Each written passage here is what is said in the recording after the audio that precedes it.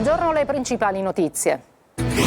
È stata intensa ed è durata una ventina di secondi la scossa di terremoto che questa mattina ha svegliato bruscamente parte della Sicilia orientale. A Ragalna, nel Catanese, non ci sono state vittime, ma è il comune che ha subito più danni. Paura anche a Catania, il sindaco trentino ha disposto in via precauzionale la chiusura delle scuole, mattinata di controlli, nessuna criticità riscontrata, però tanta paura in via Grottamagna. A Catania è identificata la baby gang di Piazza Stesicoro, ordinanza cautelare per 6 minori coinvolti nel pestaggio di 2 mesi fa. La vittima più grave, un quindicenne che è stato operato per gravi lesioni all'occhio. A Siracusa, picchiato dopo una lite, non va in ospedale e muore il giorno dopo nella sua casa a Priolo. Arrestato un 46enne, decisive le telecamere di videosorveglianza. A Messina prestiti ad usura con tassi anche del 300%, le indagini partite dalla denuncia della vittima. Non parte il volo diretto Dubai-Catania, i siciliani restano ancora bloccati negli Emirati, regna l'incertezza e il senso di abbandono di molti. Calcio, stasera a Palermo, in campo al Barbera contro il Mantova, rosanero con l'obbligo di vincere se vorranno continuare a sognare la promozione diretta. Ancora per il calcio, il Catania domani gioca a Benevento la partita più importante della stagione contro la prima in classifica, trasferta vietata ai residenti in Sicilia, rimborsi per chi aveva già acquistato i biglietti. La partita sarà trasmessa in diretto e in chiaro su Telecolor.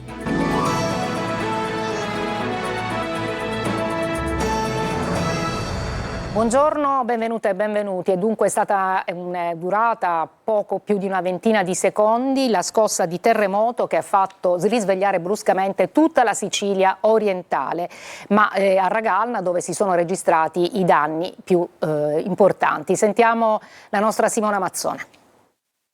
Immediatamente ho pensato a un'esplosione, una bomba. Il comune di Ragalna è stato tra i più colpiti dalla scossa di terremoto che si è verificata alle 7:05 del mattino. Qui i residenti si sentono miracolati, ci sono stati danni incalcolabili nelle loro case ma anche in strutture pubbliche. C'è molta paura soprattutto per quello che verrà e molti non sanno nemmeno se potranno rientrare in casa. Anche il municipio ha subito danni. Sì, strutture pubbliche, ma molti privati hanno avuto veramente danni enormi nelle case. Quante segnalazioni avete avuto? Siamo più di 500 segnalazioni. Stamattina è stato allestito il COC al comune di Ragalna e nel frattempo i vigili del fuoco stanno verificando i danni strutturali in tutte le case. È un giro molto lungo che naturalmente vorrà molto tempo. I punti più danneggiati le vie Villaggio San Francesco e Dante Alighieri e la zona attorno Piazza Santa Barbara.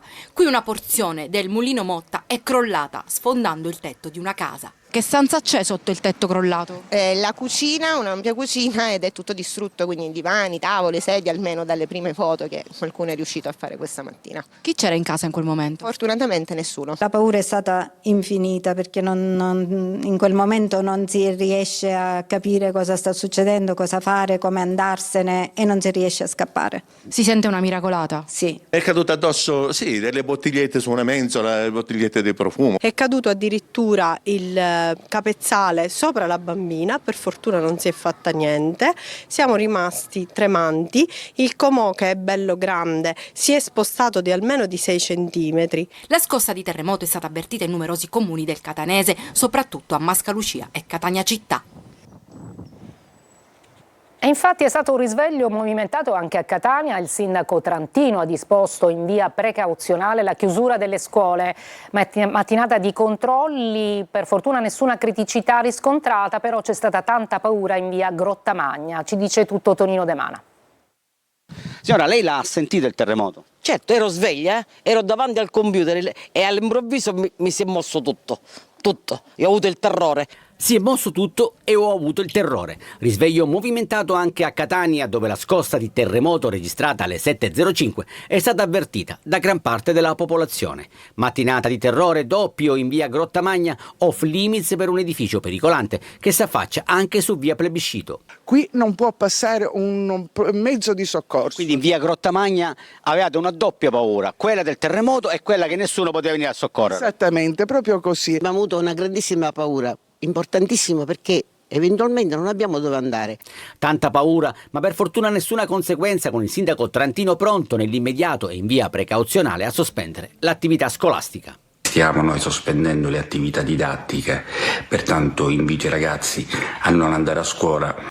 Immediate le verifiche disposte dall'assessorato comunale alla pubblica istruzione. Qui siamo all'Istituto San Giovanni Bosco di Via Leotta, dove il personale preposto alla sicurezza si è subito attivato. Abbiamo gestito l'ingresso dei nostri allievi, preannunciando l'ordinanza del sindaco, e in maniera ordinata sono stati invitati, anche avvisando ovviamente i genitori di questa necessità di effettuare un controllo. La scossa è venuta intorno alle 7, poniamo il caso fosse avvenuta intorno alle 11, voi come scuola cosa fate?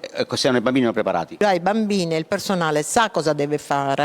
Tipo proteggersi prima durante la scossa sotto i banchi e poi in maniera ordinata raggiungere i punti di raccolta. Adesso sentiamo quali le cause del terremoto di stamattina, ce le dice il direttore dell'Istituto Nazionale di Geofisica e Vulcanologia di Catania, Salvo Gambino. Ascoltiamolo. Si tratta di un terremoto chiaramente nell'area etnea, che chiaramente ci dà indicazioni su una spinta magmatica che possa avere appunto innescato il movimento di una struttura e quindi che ha causato questo terremoto. Quindi deriva dall'Etna? Sì, sicuramente ha a che fare chiaramente con l'Etna e quindi si è trattato appunto di un evento 4,5 al quale è seguito successivamente un 2,7 e poi una serie di altri terremoti che ancora sono in corso, molto piccoli, quindi la sequenza ancora non è conclusa. Si chiamano scosse di assestamento le altre? Sì, direi di sì, aftershock o scosse di assestamento, quindi stiamo appunto monitorando la situazione per vedere appunto l'evoluzione del fenomeno. Chiaramente prevedere i terremoti è impossibile, però chiaramente non possiamo escludere che ci possa essere appunto qualche altro evento o qualche altra evoluzione del fenomeno. Adesso a Catania, dove è stata identificata la baby gang di piazza Stesicoro, un'ordinanza cautelare per 6 minori coinvolti nel pestaggio di 2 mesi fa. Lo ricorderete, un 15enne fu gravemente ferito e ha dovuto anche subire degli interventi all'occhio. Ma sentiamo Eva Spampinato.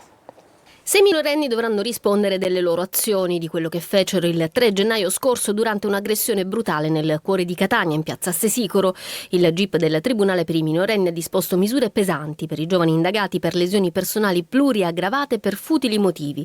Futili motivi, rabbia incontrollata e il bisogno di dimostrare forza davanti agli altri. Secondo le indagini della Mobile, il branco ha accerchiato 2 coetanei e le ha colpiti con ferocia, usando anche un tirapugni. 4 indagati sono stati collocati in comunità, 2 costretti alla permanenza in casa. Per tutti gli 8 gli indagati è arrivato il Daspo Willy. Un altro minorenne, non imputabile perché sotto i 14 anni, è stato ammonito. Avrebbe impugnato lui il tirapugni durante il pestaggio. Il prezzo più alto però lo ha pagato Elio: frattura dell'orbita, retina completamente fuori asse, 3 lesioni gravissime, 2 interventi chirurgici delicati per ricostruire l'occhio e salvargli la vista. Per settimane il timore di danni permanenti. Oggi sta bene, ha fatto l'ultima visita ieri e da poco è rientrato a scuola. Comprensibile la soddisfazione del padre per il lavoro degli investigatori, ma resta l'indignazione per una violenza cieca e vigliacca e la speranza che questa vicenda diventi un esempio per chi pensa che picchiare sia un gioco. Non lo è. Arrestato un notaio di Valle dell'Olmo nel Palermitano con l'accusa di caporalato. L'uomo costringeva i lavoratori sotto la minaccia di licenziamento a turni di 12-13 ore giornaliere. La paga effettiva era di circa 25 euro al giorno, mentre in busta paga ne risultavano 65, senza alcuna maggiorazione per il lavoro straordinario notturno o festivo. Deve rispondere anche di estorsione perché si era fatto restituire gran parte dello stipendio. E andiamo a Siracusa, dove è stato picchiato dopo una lite, non va in ospedale, muore il giorno dopo nella sua casa di Priolo. Arrestato un 46enne, decisive le telecamere di videosorveglianza. Eva Spampinato. È morto il giorno dopo essere stato picchiato brutalmente. Per quell'aggressione adesso c'è un arresto, un uomo di 46 anni di Priolo Gargallo. Decisive per le indagini le telecamere di sorveglianza della zona che hanno ripreso tutti i momenti dell'aggressione, lo vedete. Il GIP del Tribunale di Siracusa ha convalidato il fermo in carcere con l'accusa di omicidio. La sera del 26 febbraio, al culmine di una discussione, l'uomo avrebbe colpito un operaio di 55 anni con calci e pugni, infierendo anche quando era già a terra. La vittima, nonostante le ferite, non si è recata in ospedale. Il giorno dopo ha accusato un malore improvviso ed è morto. A Messina arrestati per usura 5 persone, pensate con interessi del 300% a far partire la denuncia una delle vittime. Sentiamo Francesco Triolo. Le immagini riprendono la consegna della rata del prestito ad usura in contanti. È lì che la squadra mobile di Messina fa scattare uno dei 5 arresti nell'ambito di un'indagine per usura coordinata dalla Procura e dalla Direzione Distrettuale Antimafia. Un'inchiesta avviata da tempo e che ha portato già agli interrogatori preventivi lo scorso 16 febbraio. Adesso 4 indagati sono finiti ai domiciliari, mentre per un quinto è stato applicato l'obbligo di presentazione alla polizia giudiziaria. Svelati più episodi di usura in città dopo la denuncia di una vittima che avrebbe riferito di diversi rapporti di prestito a condizioni gravose, fornendo dettagli sui creditori, sulle somme ricevute e sugli importi già versati o ancora dovuti, con tassi annui sino al 300%. Tra gli indagati un 51enne messinese che secondo l'accusa avrebbe approfittato dello stato di bisogno della vittima, lo stesso per un 55enne sempre di Messina. Il rapporto, inizialmente presentato come un prestito amichevole, sarebbe stato poi ricondotto dagli investigatori ad una condotta di natura usuraria. Ulteriori episodi sono stati contestati ad un 47enne, un 42enne e un 30enne che avrebbero concesso somme di denaro alla stessa vittima, pretendendo la restituzione di importi superiori con tassi ben oltre la soglia prevista dalla legge e ricorrendo in alcuni casi a minacce per ottenere i pagamenti. Non parte il volo diretto Dubai-Catania, i siciliani restano ancora bloccati negli Emirati, regna l'incertezza e il senso di abbandono di molti. Roberta Lunghi. La desolazione di quel cancellato. Sul tabellone arrivi oggi all'aeroporto Vincenzo Bellini di Catania si carica della profonda delusione e dell'aggiungersi di incertezza e paura di chi avrebbe potuto prendere quell'aereo di Fly Dubai dagli Emirati Arabi per lasciarsi alle spalle un conflitto che ha sconvolto i tanti siciliani presenti. Nulla da fare dunque per i parenti in attesa di un arrivo liberatorio e che adesso è rinviato senza una data e un orario certi. Tra i tanti siciliani c'è Alice Marino, palermitana, partita per un viaggio con il fidanzato e bloccata in albergo. Siamo veramente provati, distrutti e non abbiamo più la lucidità e la prontezza per affrontare delle situazioni spiacevoli di questo tipo. Prenotati per un volo su Catania il 6 marzo, restano però incerti. Ci ritroviamo abbandonati a noi stessi e H24 con i telefoni sotto carica in attesa di una buona notizia. Intanto su un volo per Milano-Malpensa da Abu Dhabi al ritmo dei cori dell'inno di Mameli, i 200 studenti bloccati negli Emirati sono atterrati ieri, accolti da abbracci, applausi, risa e selfie di parenti e amici. Tra loro anche una studentessa catanese. La sua tutor descrive la gioia del ritorno e la paura vissuta. Però è stato un momento veramente emozionante rimettere piede sul suolo nazionale. Onestamente, soprattutto la prima sera, quando è scattato il primo allarme, molti ragazzi sono scoppiati a piangere, c'è stata molte crisi di ansia, ma più che giustificate. Ecco, noi tutor abbiamo cercato di infondere più fiducia possibile ai ragazzi, nonostante fossimo preoccupati in prima persona. Però sì, la paura è stata tanta. Torna l'appuntamento con il sindaco, l'incontro con il primo cittadino di Catania, Enrico Trantino, in diretta su Telecolor dopo il TG alle 14.30. Per le vostre domande, segnalazioni e lamentele scrivete al numero WhatsApp 342 74 55005. Ho inviato una mail a sicilia24focus@telecolor.it. Si parlerà tra l'altro del terremoto ma anche di emergenza crack a Catania. Vi aspettiamo appunto su Telecolor. E intanto restiamo a Catania perché mentre l'equipaggio di un'ambulanza del 118 era impegnato nel soccorso a casa di un paziente, è stato rotto il finestrino del veicolo e trafugati presidi sanitari, elettromedicali ed effetti personali dell'equipaggio.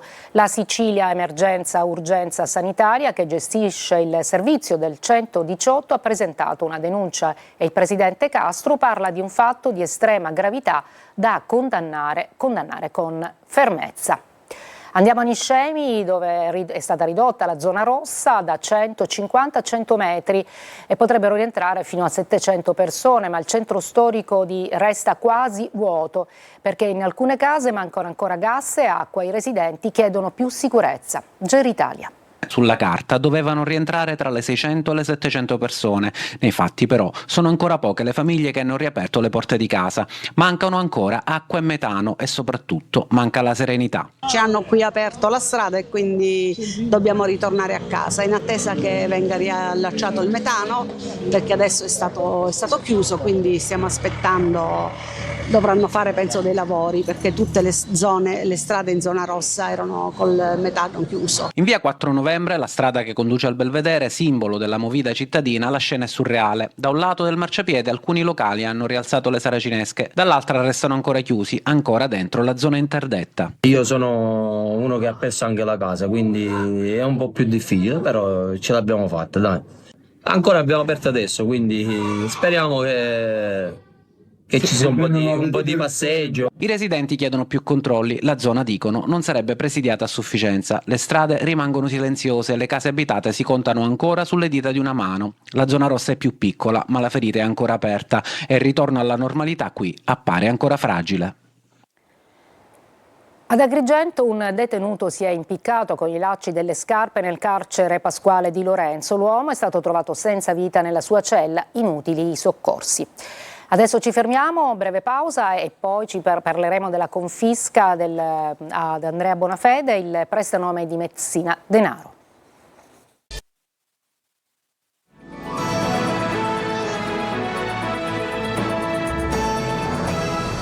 A Trapani confisca il geometra Andrea Bonafede, l'uomo che ha fornito l'identità al boss deceduto Matteo Messina Denaro. Il provvedimento riguarda l'appartamento di Campobello di Mazzara, utilizzato come ultimo covo del boss, e anche l'auto. Sentiamo Laura Spanò. Entrano nel patrimonio dello Stato l'appartamento di Vicolo San Nicola a Campobello di Mazzara, ultima residenza dell'allora latitante Matteo Messina Denaro, e l'Alfa Romeo Giulietta Nera, di cui lo stesso si è servito per i suoi spostamenti segreti non solo in città ma anche in province e fuori dal Trapanese, spesso accompagnato dalle sue amanti. Il provvedimento di confisca emesso dalla sezione misure di prevenzione del Tribunale di Trapani ed eseguito dai finanzieri di Palermo arriva a quasi un anno di distanza dal sequestro preventivo ed è frutto delle indagini coordinate dalla Procura di Palermo ed è stato applicato ad Andrea Bonafede, il geometra campobellese che ha prestato l'identità al padrino durante la latitanza. Bonafede, nipote del boss Leonardo e cugino di Laura Bonafede, storica amante di Messina Denaro, è considerato tra i principali fiancheggiatori del padrino, catturato a Palermo il 16 gennaio 2023 e morto a settembre di quello stesso anno. Con lo stesso decreto il Tribunale ha applicato nei confronti di Bonafede la misura personale di prevenzione della sorveglianza speciale per 4 anni, accompagnata dall'obbligo di soggiorno nel comune di residenza. Bonafede, in carcere per associazione mafiosa, ha avuto confermata anche dalla Cassazione la sentenza di condanna a 14 anni inflitta dalla Corte d'Appello di Palermo. A Siracusa la firma allo spettacolo teatrale scritto e diretto da Claudio Fava con Ninni Bruschetta e Federica De Benedittis. Tutto ruota attorno ad una donna che scopre che l'uomo con cui è cresciuta non è il suo vero padre. Francesco Aloi. Come stai? Un inganno tra un padre ed una figlia che dura da più di 30 anni, ma la verità emerge qui, seduti a questo tavolo, nel parlatorio di un carcere. La verità te l'hanno già raccontata loro.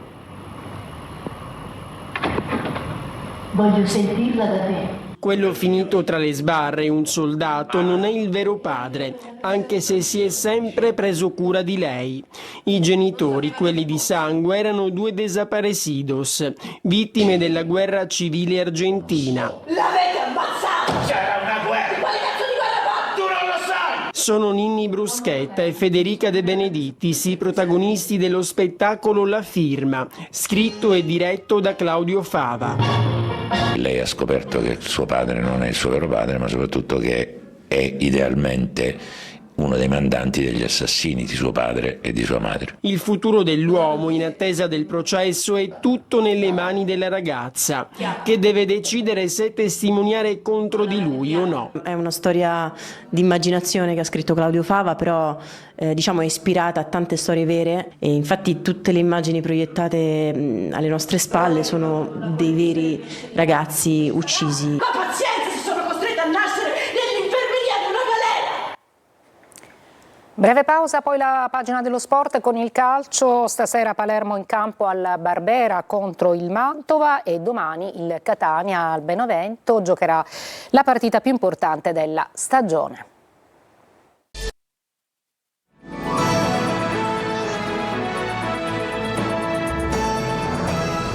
Stasera Palermo in campo al Barbera contro il Mantova, rosanero con l'obbligo di vincere se vorranno continuare a sognare la promozione diretta. Marco Gullà. Monza e Venezia continuano a vincere e allora se il Palermo vorrà mantenere viva la speranza di poter centrare la promozione diretta deve intanto fare altrettanto stasera al Barbera contro il Mantova. Non è un'ultima spiaggia, ma un passo falso potrebbe compromettere definitivamente la corsa dei siciliani verso i primi 2 posti. Inzaghi manifesta fiducia, la squadra reagirà dopo la sconfitta di Pescara. Abbiamo fatto tantissime partite fatte bene, per cui si riparte da questo, ormai quello che è stato, anzi pensiamo a un momento bellissimo da cui arriviamo, dalle tante partite fatte bene, e insomma se era 4 mesi che non perdavamo vuol dire che siamo in grande forma e dobbiamo solo ripetere quello che abbiamo fatto prima di Pescara.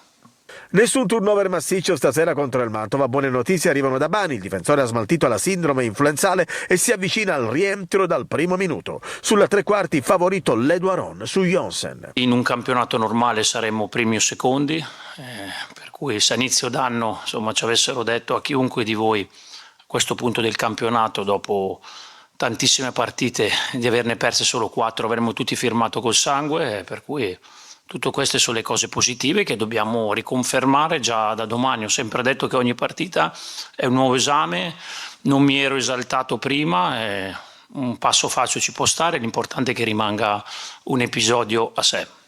Il Mantova è in zona play-out, ma non è formazione da sottovalutare. Fischio d'inizio alle 20.